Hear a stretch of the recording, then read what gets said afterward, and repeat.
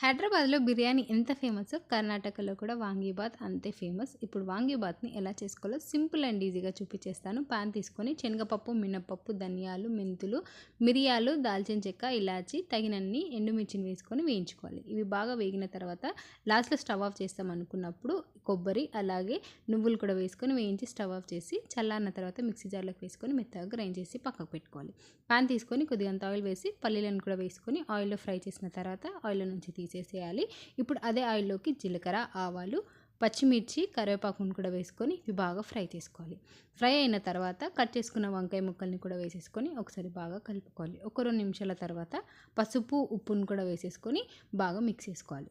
ఇప్పుడు దీనికి మూత పెట్టి 4-5 నిమిషాల వరకు వంకాయ పీసెస్ని బాగా ఉడికించుకున్న తర్వాత ఒకసారి బాగా కలుపుకోవాలి. ఇప్పుడు దీంట్లోకి ముందుగా నానబెట్టుకున్న చింతపులుసును కూడా వేసేసుకొని కలిపి ఆ తర్వాత మనం మిక్సీ పట్టుకున్న మిశ్రమాన్ని కూడా వేసేసుకొని బాగా కలుపుకోవాలి. ఒక 2 నిమిషాల తర్వాత తగినంత రైస్ని కూడా వేసేసుకొని బాగా మిక్స్ చేసుకోవాలి. ఇప్పుడు 2 నిమిషాలు అలా ఉంచి ఆ తర్వాత స్టవ్ ఆఫ్ చేసి దీంట్లోకి మనం పక్కకు పెట్టుకున్న పల్లీలను కూడా వేసుకొని బాగా మిక్స్ చేసుకోవాలి. అంతే మన వాంగీబాత్ రెడీ అయిపోయింది. ట్రై చేయండి మీరు కూడా.